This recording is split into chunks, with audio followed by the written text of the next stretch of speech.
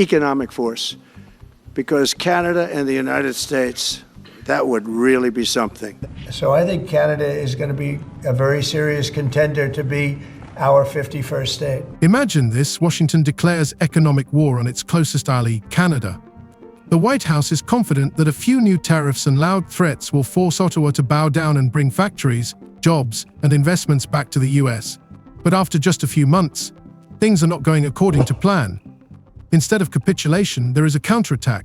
Instead of fear, there is cold strategy. And now it is Canada that is dictating the new rules of the game. An attack of any sort on this country is an attack on Canada as a member of the NATO alliance. This story began as another episode in Donald Trump's trade disputes. Under the slogan America First, his administration announced that Canada could no longer count on privileges. At first glance, Washington held all the trump cards: the largest market, the most powerful corporations, control over supply chains. But one decision, made to applause in the Oval Office, unexpectedly set in motion a process that is now being called Canada's quiet industrial revolution. While Trump promised to bring jobs back to Detroit and Ohio, reality proved otherwise. The tariffs imposed on Canada hit American companies themselves. Parts manufactured in Ontario suddenly became more expensive, and assembly lines in Michigan began to idle. Each new tariff, designed to strengthen American manufacturers, increased the price of American cars. And while Washington celebrated its tough stance, Ottawa was already putting together a plan that not only protected the economy but also made it stronger than ever. As in previous trade disputes, Canada has implemented a series of retaliatory tariffs. Their objectives have been to protect Canadian workers and businesses and to incentivize a negotiated settlement with the United States. Few other countries followed suit. The Canadian government did not respond loudly. It acted differently, calmly, methodically, without unnecessary words. Instead of harsh statements, it made targeted investments. Instead of emotional outbursts, it formed new trade alliances. The country that had been called the junior partner of the United States for decades suddenly began to emerge from the shadows. Funds were created to support manufacturers. Projects for processing nickel and lithium were launched, and agreements were concluded with major car manufacturers and foreign investors. And while Washington is discussing another series of tariffs, Ottawa is already signing the first ever free trade agreement with Indonesia, the largest economy in Southeast Asia. This is not just a document. It is a signal. Canada is no longer waiting for the US to set the rules. It is writing them itself. The tariff war, conceived as a tool of pressure, has turned into a tool of independence. Every tax, every threat, every attempt to force Ottawa to yield has only strengthened internal unity. People are no longer traveling to the US to shop. They are supporting local producers and demanding greater sovereignty from the government. What began as an economic siege has turned into a national awakening. In a positive and very important development earlier this month, just a few weeks ago, the United States reaffirmed a core commitment to our free trade agreement, CUSMA, by reinforcing that those Canadian exports to the United States that are compliant with that agreement, that are compliant with CUSMA, will not be subject to U.S. IEEPA tariffs. Today, analysts call this the Trump boomerang effect, because it was his policy against Canada that set it on the path to industrial and political independence. While America is bogged down in tariff disputes, Canada is building bridges to Asia, Europe, and new partners. And it all started with a single statement that was meant to scare, but ended up waking up an entire country. This is a story about how an attempt to bring an ally to its knees ended up giving birth to a new power. The trade storm began quietly, as big politics always does. A few words spoken at a business conference in Toronto sparked a fire that ignited entire industries. The US Secretary of Commerce declared that the era of special treatment for Canada was over. At first glance, this was rhetoric familiar to Donald Trump's administration. But on that day, according to eyewitnesses, the tone was different. It did not sound like a warning. It was a challenge. America first, Canada second. These words spread through the economic news faster than they could be refuted. Washington hoped that such a signal would force Ottawa to slow down, give in, retreat. But instead of fear, there was something else in the air, a sense that a new phase had begun in relations between neighbors who had pretended to be equals for too long. Well, you know, when U.S. officials talk, we need to make sure that we listen. In response, the Canadian Prime Minister did not hold a press conference or threaten retaliatory measures. Ottawa's reaction was outwardly almost dispassionate, but behind the scenes, as sources from the Ministry of Industry later recalled, that week was marked by mobilization. Economic advisors, industrialists, and union representatives were urgently convened. The decision taken at that time was a turning point, not to respond to the threat emotionally, but to turn it into a strategy. Washington expected a scandal, but got silence, and that silence turned out to be far more dangerous than loud statements. Really build on that relationship, and I think that's why the outcome this week was a positive one. Well, we know that no deal has been struck. We know that negotiations are going ahead in the right direction. Meanwhile, the American press described what was happening as a restoration of industrial sovereignty. Newspapers assured readers that the transfer of production from Canada to the US would create thousands of jobs. Television showed footage of empty factories in Detroit and promised that now everything will come back home. But one detail was left out: half of the parts for these very cars were manufactured in Canada.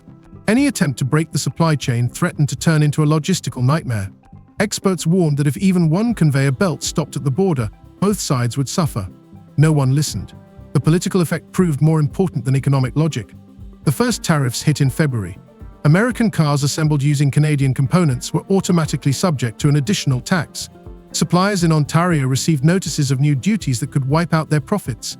But instead of shutting down production, they started looking for a way out. The largest factories in Windsor and Oshawa switched to night shifts to compensate for delays. One of the managers, who wished to remain anonymous, said something that became symbolic: "If they want to drive us out, we'll just do everything faster, cheaper, and smarter." And that we take good note of what they're saying. So it's not as if what the Secretary of Commerce has mentioned. We compete. There are areas where we compete, and it's in those areas where we have to come to an agreement that works. But there are more areas where we are stronger together, and that's what we're focused on. And we're going to get the right deal for America, right deal, obviously, from my perspective, for Canada. While the US was discussing the victory of American labor, a quiet resistance movement began in Canada. Not in a political sense, but in an economic sense. For the first time in a long time, industrialists, unions, and officials acted as a united team. Ottawa developed an internal support mechanism without publicizing it, but directing millions of dollars into programs to modernize and automate production. Where the Americans imposed tariffs, the Canadians introduced innovations. Where Washington built barriers, Canada built bypasses. And yet, at the beginning of the crisis, it seemed that the US had the upper hand. The White House expected Canadian companies to fail. At first glance, the numbers spoke in their favor. The American market is 10 times larger, production is more powerful, and capital is deeper. But behind these numbers lay an interdependence that could not be undone by decree. Every car that rolled off the assembly line in Michigan was half Canadian. Every engine manufactured in Ontario used American sensors and software. It was not competition, it was symbiosis, and destroying it meant striking a blow to both sides. Those trade deals with other countries also have limited or no relief from those sectoral tariffs in those strategic industries such as steel and autos. They include substantial commitments by the U.S. trade partners for investments in the United States and significant unilateral trade liberalization measures. Within a few months, the consequences became apparent. Car prices began to rise in the U.S. According to independent analysts, the average cost of a sedan increased by 8%, and that of an SUV by almost 12%. The reason was simple: the new tariffs were passed on to consumers. Meanwhile, in Canada, the unemployment rate in the industry did not increase, but, on the contrary, decreased thanks to domestic investment and a compensation program introduced by the federal government. Even opposition MPs in Parliament were forced to admit that the anti-crisis plan had worked. Against this backdrop, public perception of the conflict began to change. While at the beginning of the year many Canadians considered the tariff war to be a temporary disruption, by the summer it had become a national issue. Newspapers wrote about new economic independence, and talk shows discussed the need to stop living in the shadow of the US. Even ordinary consumers, when choosing cars, began to give preference to models produced domestically. American cars sat in dealer warehouses for weeks, while sales of Canadian brands grew by almost a third. They don't allow our banks. Did you know that? Canada does not allow banks to go in. While Ottawa was strengthening its industry, Washington began to lose control of the narrative. Outwardly, victory speeches were still being made. but inside the White House. According to Reuters sources, the words unforeseen consequences were being heard more and more often. It turned out that the tariffs had hit those they were supposed to protect. Small businesses in the US that depended on Canadian parts were on the verge of bankruptcy. In Detroit, production lines stood idle due to a lack of supplies, and containers with missing components began to pile up in American ports. As a result of these developments, the breadth and the depth of the changes in U.S. trade policy have become more fully apparent. Meanwhile, Canada continued to act cautiously but precisely. Instead of loud accusations, it presented statistics. Instead of threats, it offered negotiations. Ministers and diplomats held dozens of meetings with American governors, convincing them that the trade blockade was hurting their own constituents. This strategy of bottom-up diplomacy proved unexpectedly effective. Within a few months, several states began to openly express their dissatisfaction with the tariff policy, demanding that Washington reconsider its approach. It was then that people first started talking about the Canadian mirror, the effect whereby sanctions aimed outwardly bounce back on the initiator. The paradox of the situation was that the harder the US tried to control production, the less control it had. Canada adapted faster than anyone expected. Those were quickly followed by reciprocal tariffs on every U.S. trade partner and very high sectoral tariffs applied globally on strategic industries, including steel, aluminum, autos, and copper. But behind this outward calm lay tension. The Canadian government understood that one wrong decision could destroy the fragile balance. Economists warned that if the crisis dragged on, the country risked losing up to 3% of its GDP. It was then that large-scale work began on internal supply chain reform. The goal was simple: to enable Canada to assemble cars and components without depending on its southern neighbor. It seemed impossible, but the first results appeared by the fall. A factory in Windsor launched a production line for a new generation of lithium-ion batteries. In Brampton, they began producing gearboxes that had previously been imported from the United States. Even small businesses in the west of the country received grants to develop local production. This was not just a response to tariffs, it was a new industrial policy born out of necessity. Specifically, under the new U.S. approach, countries must now buy access to the world's largest economy through a combination of tariffs, investments, unilateral trade liberalization, and policy changes in their home markets. With each passing month, the contrast became more apparent. While Washington continued to talk about bringing manufacturing back home, it was Canada that demonstrated real success. Industrial production grew by 4.7% and exports to third countries by 9%. Analysts in the US no longer hid their concern. A strategy designed to weaken a partner had backfired and strengthened it. In the end, it became clear that the trade war, which began as a show of force, had turned into a test of resilience. And Canada passed that test. It didn't just withstand the pressure, it changed the very structure of its economy, turning its dependence on the US into an incentive for independence. Once upon a time, the threat from Washington was supposed to bring it to its knees. But in the end, it was precisely this threat that forced Canada to stand up straight. And Canada's been tough on the military because they have a very low military cost. And to these ends, the United States has announced a series of trade actions. Those began near the start of this year with the so-called IEEPA tariffs against Canada and Mexico based on U.S. concerns about the border and fentanyl trafficking. When it became clear that the pressure from Washington would not ease, Ottawa finally abandoned its wait-and-see tactic. The government understood that if it reacted head-on, it would lose. But if it changed the rules of the game, it could not only survive, but win. That was when the strategy was born, that the Canadian press later called the quiet response. It combined economics, diplomacy, and politics into a single clear plan of action, designed not for a week, but for years to come. Outwardly, everything looked calm, no loud statements, no protests. But behind closed doors in Ottawa, one of the most ambitious economic operations in the country's modern history was unfolding. An interdepartmental task force was created, comprising representatives from the departments of finance, industry, natural resources, and international trade. Its task was not simply to minimize the damage from tariffs. The main goal was to use the crisis as a catalyst for transformation. In fact, the average U.S. tariff rate on the world has jumped from just over 2% at the end of last year to almost 16%, 8 times higher. 16% currently. The first step was to review all federal subsidy programs for industry. Companies that agreed to maintain production capacity in Canada received tax breaks, interest-free loans, and access to government grants.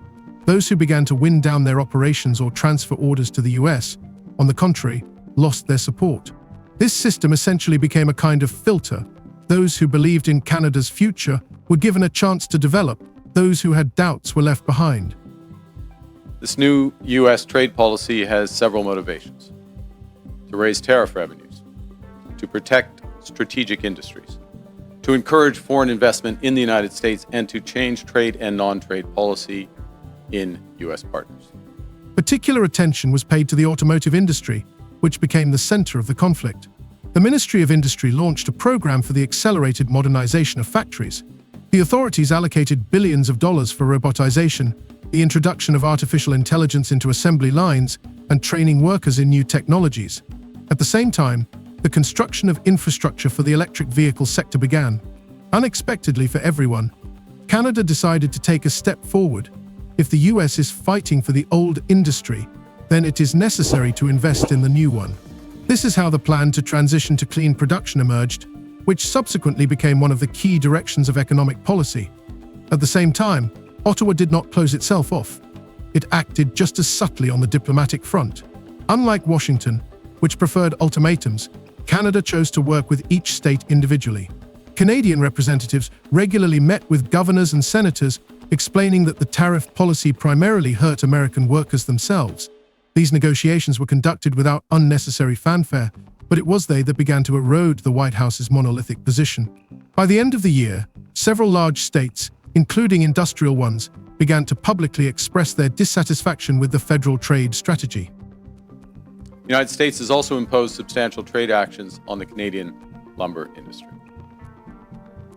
Now, in recent weeks, the United States has agreed a series of trade deals with a variety of countries. And these deals have several aspects in common. First, baseline tariffs that cover a broad range of goods and services that are substantially higher than those U.S. tariffs that existed before.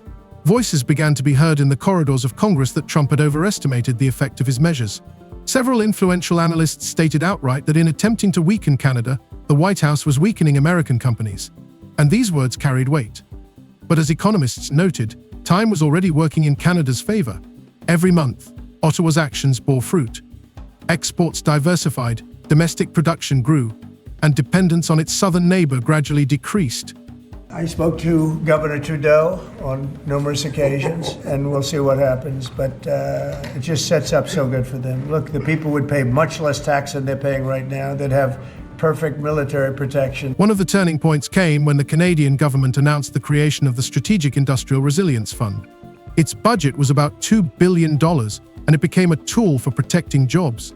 The money was not distributed blindly. Each company was required to submit a modernization plan and prove that the investment would allow it to maintain employment at a level of no less than 90% of the previous level. A year later, the program showed stunning results. Unemployment in the manufacturing sector fell to record lows, and Canada became a net exporter of industrial technology for the first time in a decade. Washington did not expect this outcome. The White House was confident that Canada's economy would not withstand the pressure. But instead of a recession, growth began. The tariffs imposed on Canadian goods became a boomerang that returned to the sender. The supply chains were so intertwined that any pressure on Ottawa actually hit Detroit and Chicago. At one point, even American car companies began to openly lobby for the measures to be softened, as their own profits were melting away. In a positive and very important development earlier this month, just a few weeks ago, the United States reaffirmed a core commitment to our free trade agreement, CUSMA, by reinforcing that those Canadian exports to the United States that are compliant with that agreement, that are compliant with CUSMA, will not be subject to U.S. IEEPA tariffs. Against this backdrop, Canada continued to strengthen its position. The federal government concluded agreements with the provinces on joint investments in infrastructure. Funds were allocated to modernize ports, railways, and customs posts, everything that could speed up exports and reduce dependence on American transport routes. This move proved to be strategic, While 80% of foreign trade had previously passed through the southern border, 2 years later this share had fallen to 62%. This meant that Canada was no longer an appendage to the American market.